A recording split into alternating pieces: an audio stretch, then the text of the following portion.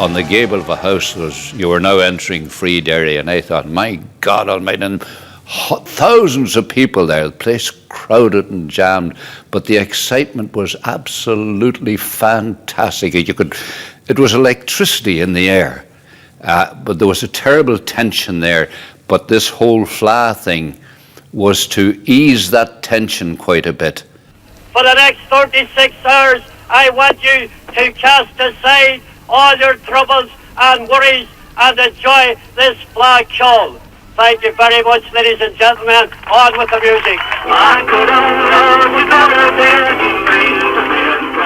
And we had free donkey rides for children up and down Wellington Street.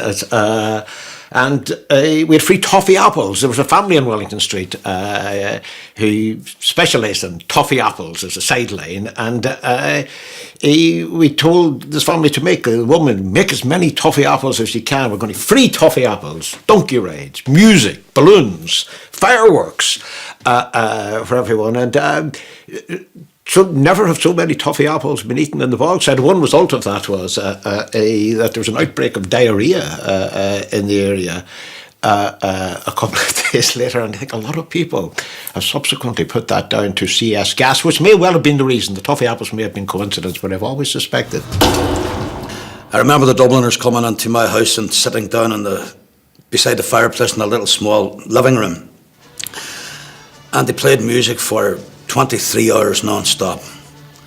And Luke Kelly was smoking Gallagher's Blues. I would go down to the shop at the corner and get him some Gallagher's Blues and bottles of whiskey, and they just sang. And of course the crowd all around the house outside listening to the music, maybe 100 people. You know. They never stopped. For 23 hours they just sang. It was wonderful.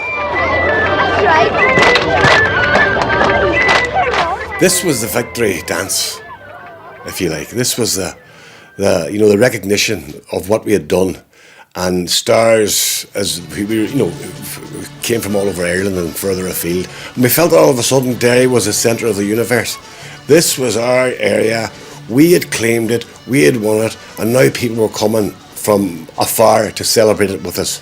To me, it was like being asked to go and sing for the people behind the Berlin Wall, but these were people who had figured, we have had enough, we're not going to take any more, so they were standing up for themselves. And thanks be to God, somebody has the courage to get up and say, no, I'm taking no more.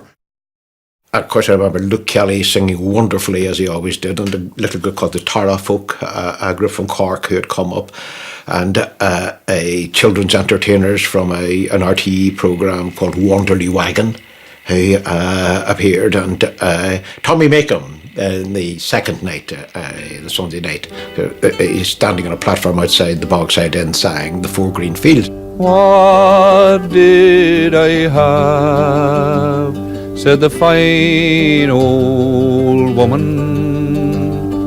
What did I have, this proud old woman did say. I had 4 green fields. But when I sang that song, it was like a huge electrical storm. It seemed like the whole city was electrified and lit up and turned on. I was going to say burned by it, and maybe that would be a good thing, seared by it anyway.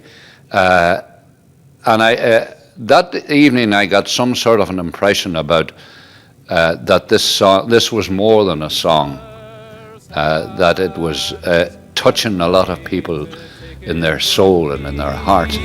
But my sons have sons as brave as were their fathers. My 4th green field will bloom once again, said she. And she was right. Again, said she.